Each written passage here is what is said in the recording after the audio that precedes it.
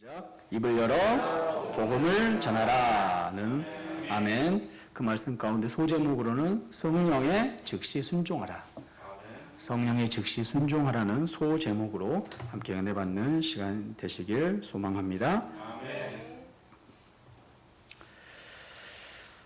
우리는 지금 사도행전을 함께 나누고 있습니다. 사도행전 가운데 예수님께서 마지막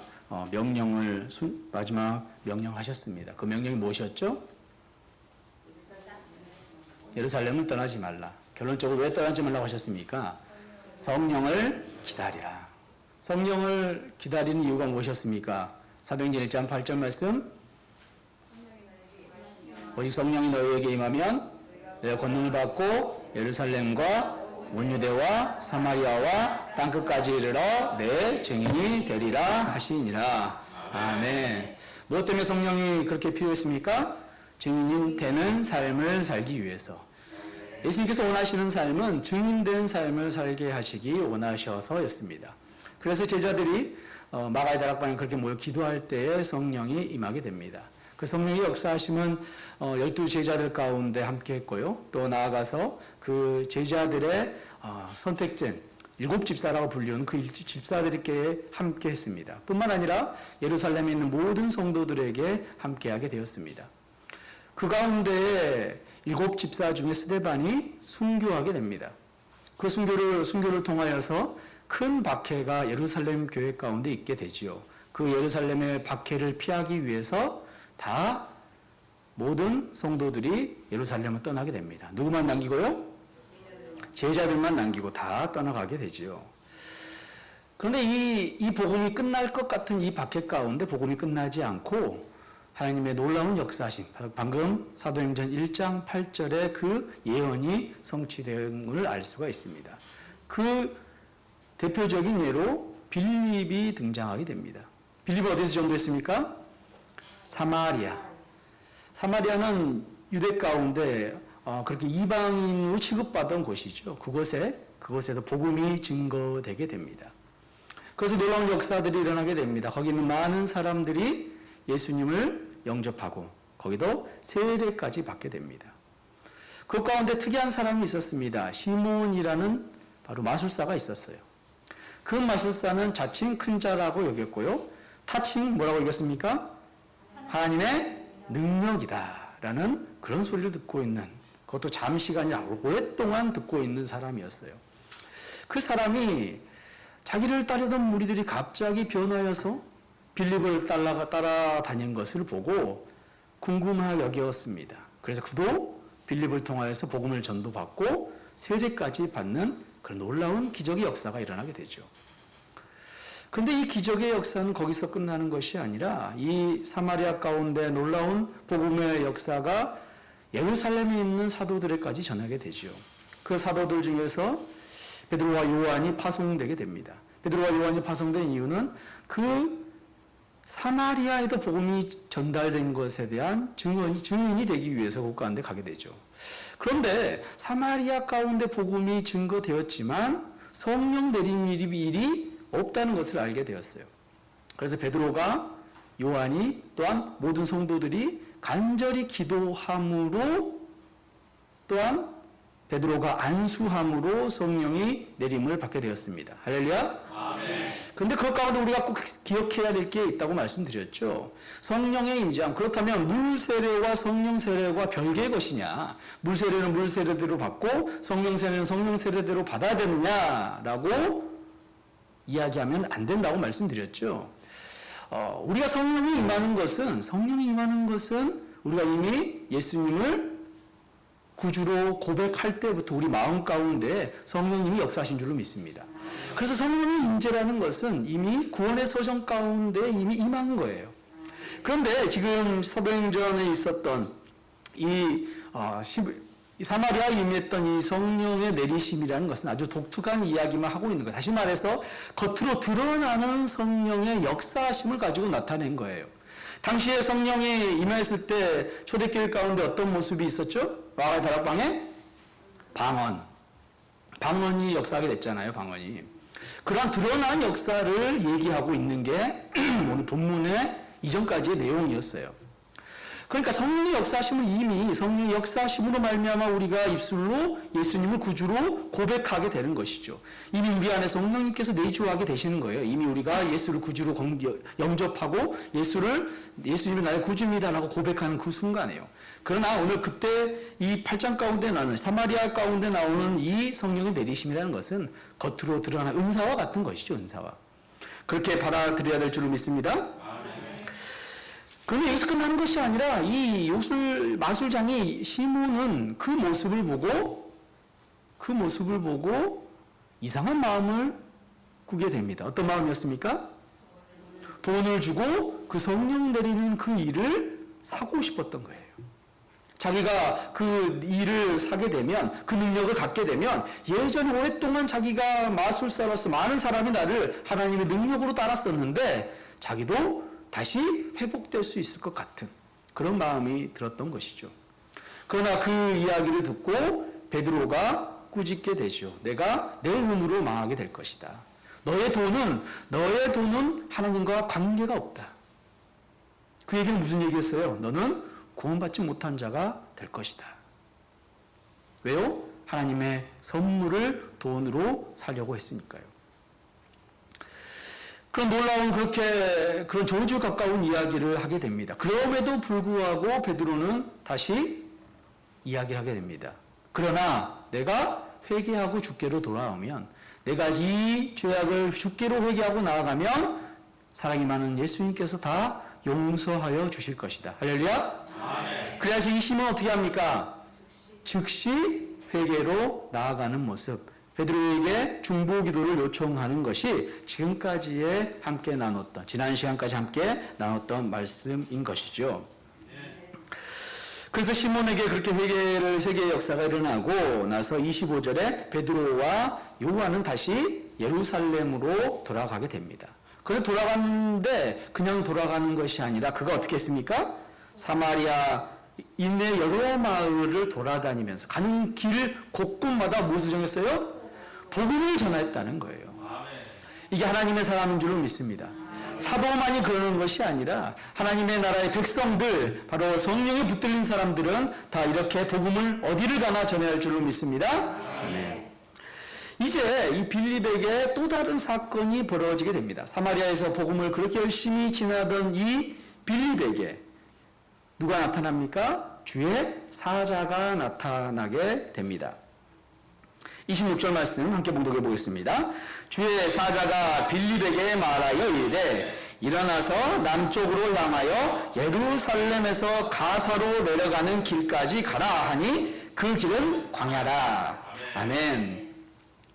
주의 사자가 나타나게 되지요. 사마리아에서 전 지역에서 전도 사역을 하고 있는 빌립에게 바로 주의 사자가 나타나서 명령하게 됩니다.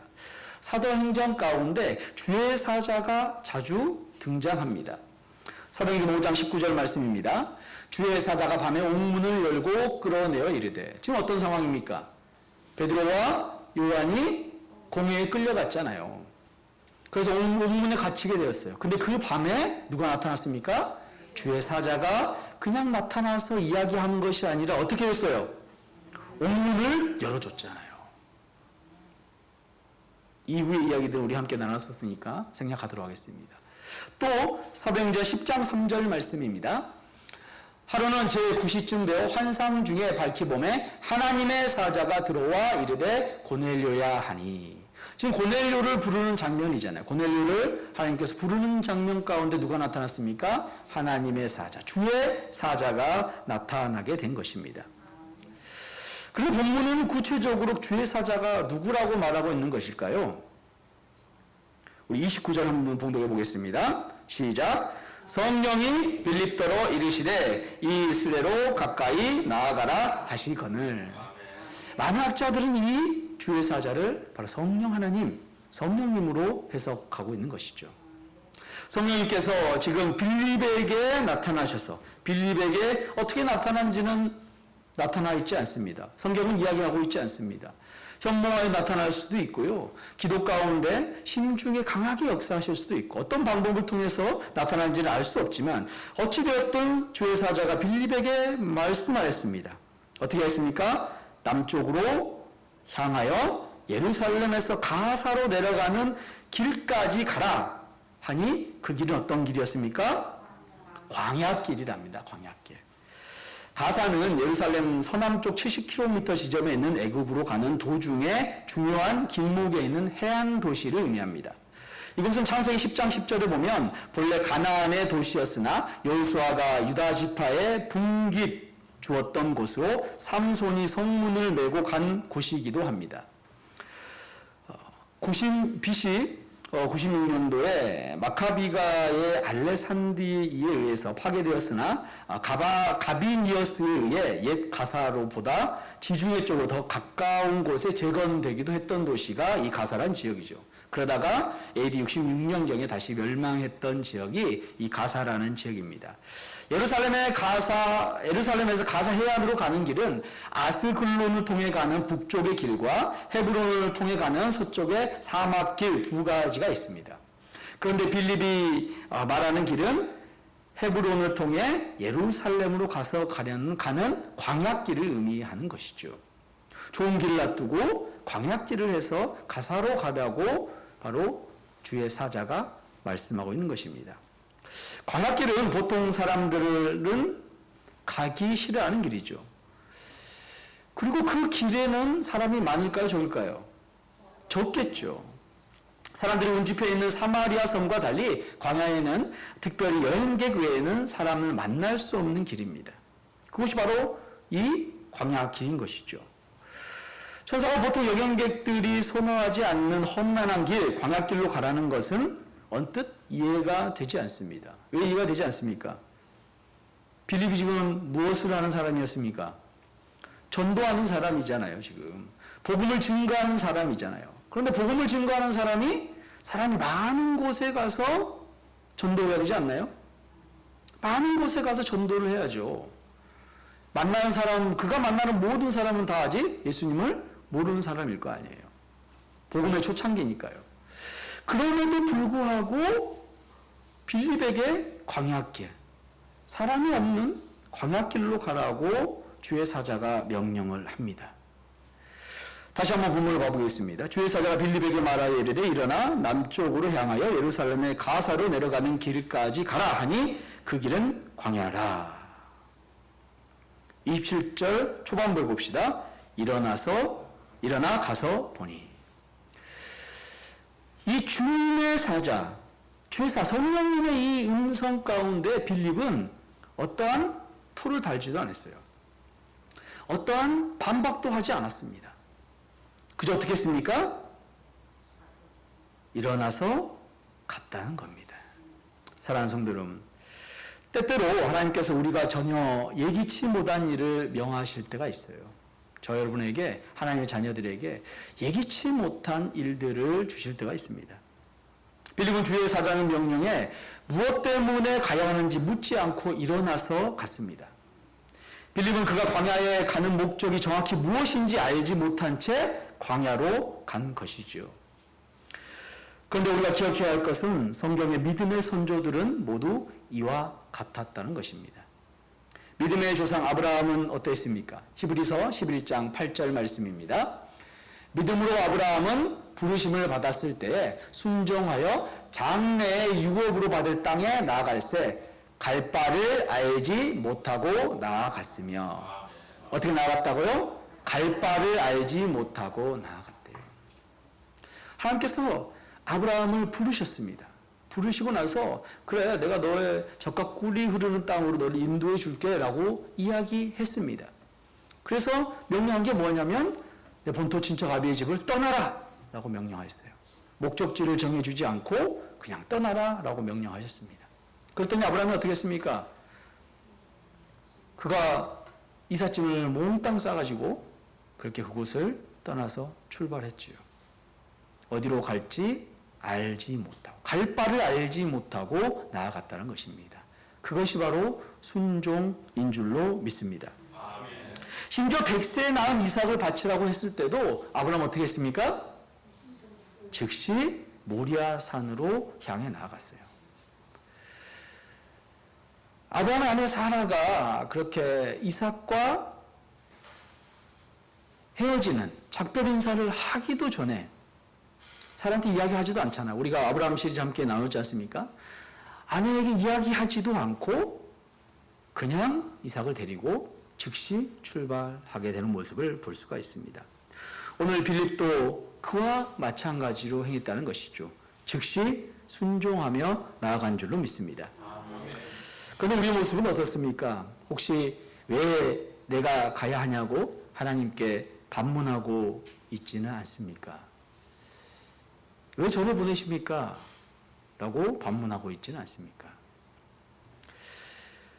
제 얘기를 좀 드려야 될 것 같습니다. 제가 주님의 은혜 교회를 개척할 때에 여러분도 잘 알고 계시는 이야기일 수도 있습니다. 저는 교회를 개척하는 걸 반대했습니다. 그것도 여수에서 개척하기를 원한 것이 아니라 제가 목사 안수 내년에 받잖아요. 목사 안수를 받고 나서 광주 지역에서 개척을 하고 싶었습니다. 그게 신학교를 가면서 저만의 계획이었죠. 그러나 하나님께서 모든 상황과 환경 가운데 저를 이끄신 것이 교회를 개척하게 계속 이끌어 가셨죠. 재작년 12월에요. 다 알고 계시잖아요. 그래서 저는 끌려가는 소의 심정으로 그렇게 출발을 했습니다. 그리고 기도를 저녁에 왜 제가 가야 됩니까? 제 계획은 이 계획이 아닙니다. 라고 주님께 기도하며 나아갔죠. 일주일쯤 됐을 때 주님께서 제 가운데 저 마음에 이런 마음을 주셨습니다. 네가 주인이냐? 저보고 물어보셨습니다. 네가 주인이냐고. 아닙니다. 제가 종입니다.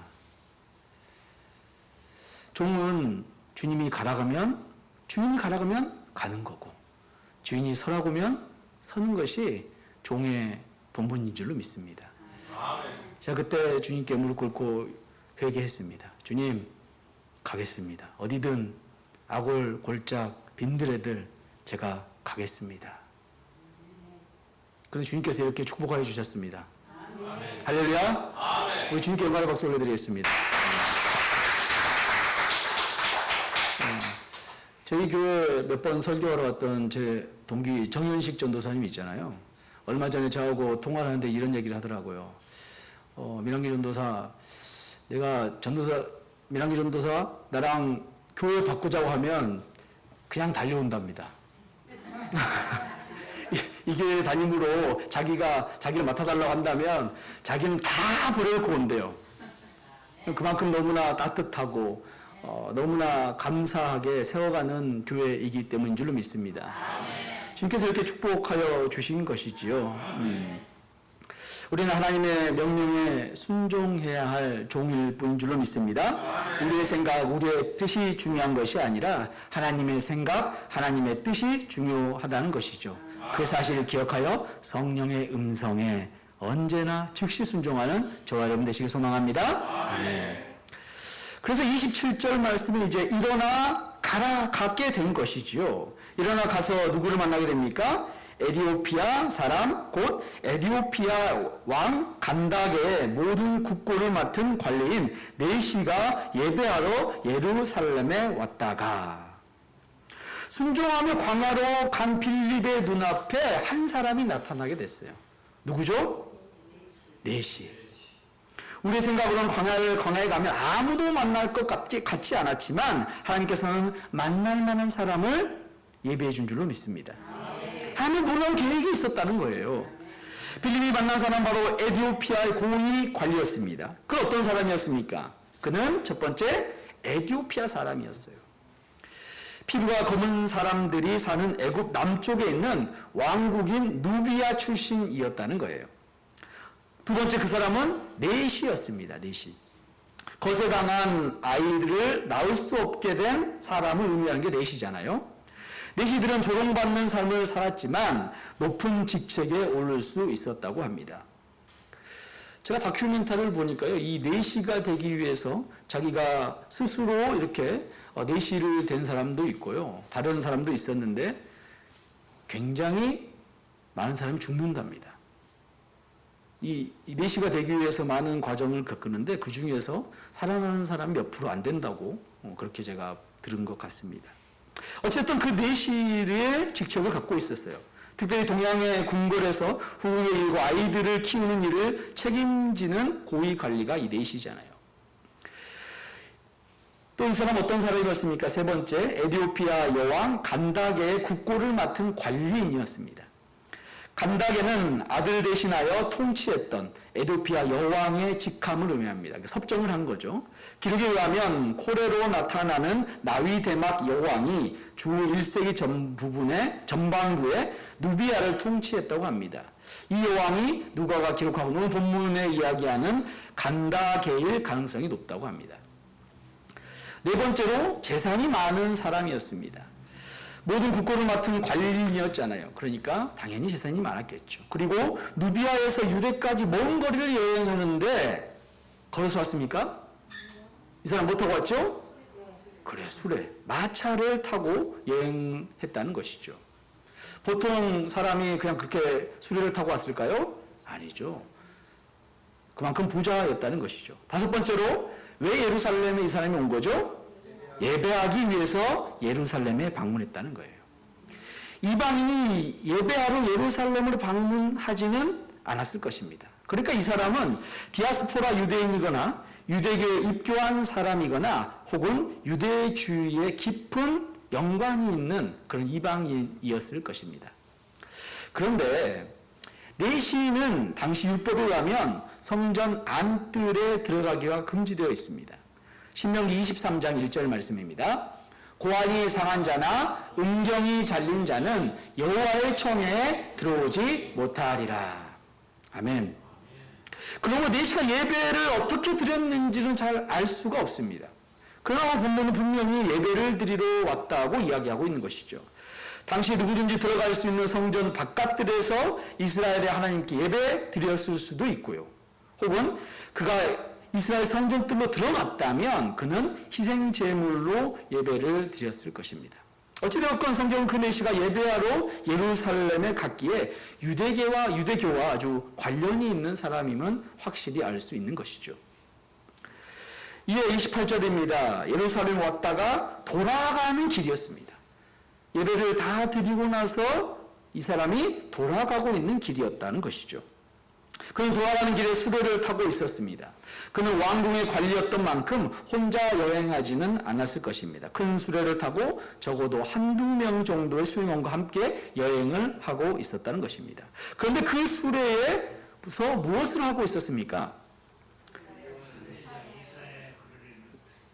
아멘. 28절이죠. 수레를 타고 선지자 이사야의 글을 읽고 있었어요. 무엇을 읽었어요? 이사야의 글을 읽고 있었다는 거예요. 내시가 디아스포라 유대인이었다면 히브리어 성경을 가지고 있었을 것이고요.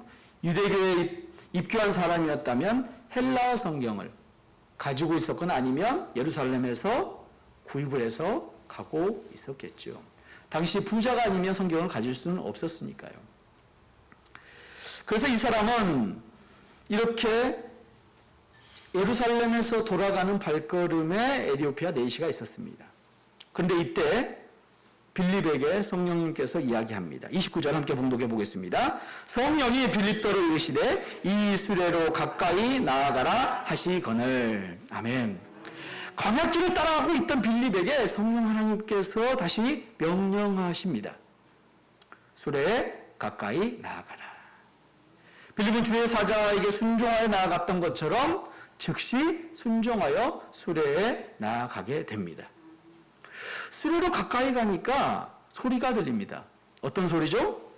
30절입니다. 함께 봉독해 볼까요? 빌립이 달려가서 선지자 이사야의 글을 읽는 것을 듣고 말하되 읽는 것을 깨닫느냐.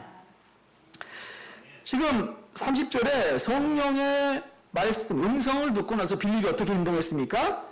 빌립이 달려가서 즉시 달려갔다고 이야기하고 있지요. 수레를 잡기 위해서 급히 달려간 것이죠. 그런데 거기에서 어떤 소리를 들었습니까? 이사야의 글을 읽는 것을 듣고 말하게 된 것이죠. 소리는 내시가 이사야서를 읽는 소리였습니다. 내시는 소리내어서 성경을 상고하고 있었던 것입니다. 성경 읽는 것은 정말 중요합니다. 그런데 성경을 읽다 보면 무슨 소리인지 알지 못할 때가 있습니다. 어떤 의미인지. 그런데도 불구하고 오늘 내시는 성경을 소리내어 읽고 있었다는 것입니다. 얼마나 성경을 사모하기에 읽고 있었는지, 그것도 소리내어서 읽고 있었는지 우리는 깊이 생각해 볼 필요가 있습니다. 성경을 이해하지 못해도 이해하지 못한다고 해서 덮어두는 것이 아니라 사모함이 있었다는 거예요. 하나님의 말씀이기에 우리는 성경을 사모해야 되는 줄로 믿습니다. 디모데후서 3장 16, 17절 말씀입니다. 모든 성경 하나님의 감동으로 된 것으로 교훈과 책망과 바르게 함과 의로 교육하기에 유익하니 이는 하나님의 사람으로 온전하게 하며 모든 선한 일을 행할 능력을 갖추게 하려 함이라. 아멘. 하나님의 말씀을 언제나 사모하며 읽는 저와 여러분 되시길 소망합니다. 빌립이 성경을 읽는 소리를 듣고 읽는 것을 깨닫는지 묻게 됩니다. 31절입니다. 대답하되 지도해 주는 사람이 없으니 어찌 깨달을 수 있느냐. 내시가 이야기하는 것이죠. 가르쳐주는 사람이 없어서 뭔 말인지 하나도 모르겠습니다. 그러고 나서 이야기하는 게 뭡니까? 빌립을 청하여 수레에 올라 같이 앉으라 하니라. 빌립에게 청하게 되는 것이죠. 수레에 같이 앉는다는 말은 무슨 의미입니까? 해석해 주세요. 이 말씀의 뜻을 알게 해주시라는 의미겠죠. 여기서 우리가 주목해 볼 것은 수레에 올라 같이 앉는다는 것입니다. 이 말은 수레가 멈춰진 상태로 그대로 서 있는 것을 의미하는 것이 아닙니다. 수레는 계속 어디로 향해 갑니까? 에티오피아 내시의 고향으로 계속 가는 와중인 것이죠. 그런 중에 누가 올라탔습니까? 빌립이 함께 동승하게 된 것이죠. 빌립과 어떻게 보면 가는 방향이 다른 반대 방향일 수도 있습니다. 물론 같은 방향일 수도 있죠. 하지만 그것이 중요한 것이 아니라 함께 동승하여서 빌립이 말씀을 설명하고 있다는 거예요. 사랑하는 성도 여러분, 우리는 우리를 원하는, 특별히 하나님을 알기를 원하는 사람이 함께 할 때 우리는 우리의 것을 다 내려놓고 그 영혼을 위하여 전심하여서 대해야 될 줄로 믿습니다.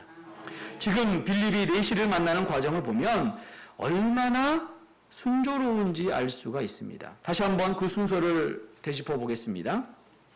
26절에 주의 사자가, 여호와의 사자가 빌립에게 말하여서 광야로, 가사로 가라고 합니다. 그곳 가운데 순종하며 내려가게 됩니다. 그곳에서 한 사람을 만나게 돼요. 에티오피아 내시를 만나게 되죠. 그리고 나서 거기서 끝나는 것이 아니라 성령께서 빌립에게 수레 가까이 가라고 이야기하죠. 에티오피아 내시를 만나게 됩니다. 그리고 그 안에 올라타서 자연스럽게 에티오피아 내시는 그 빌립이 도둑인 줄도 모르고, 도둑일 수도 있을 거 아니에요. 자신을 헤아리는 사람일 수도 있어요. 왜냐하면 이 에티오피아 내시는 고위 관직이잖아요. 그 사람을 헤아려고 할 사람도 있겠죠. 그런데 그런 거 다 따지지 않고 이사야의 그 말씀을 생각하며 해석할 수 있느냐? 그 말에 이 해석을 해주세요 하고 함께 타기를 권하게 된 것이죠. 빠르게 한번 빌립의 이 과정을 돌아봤습니다. 하나님께서 빌립을 왜 광야로 보냈습니까? 아멘. 하나님의 계획 가운데는 이 사람의 계획과 사람의 생각과는 전혀 다르게 하나님 뜻 가운데 빌립을 광야로 보내셨다는 거예요. 그런데 이 빌립의 모습은 더욱더 정말 멋있는 것 같습니다.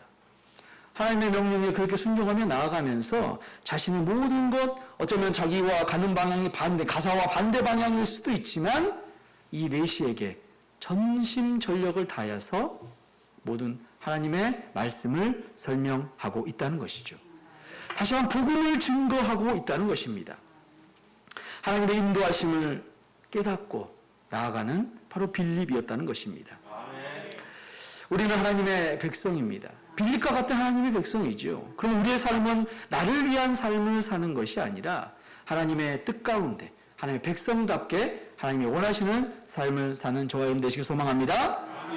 말씀 마치고자 합니다. 빌립은 주의 사자의 명령, 성령의 명령을 따라서 아무도 가지 않은 광야를 향했습니다.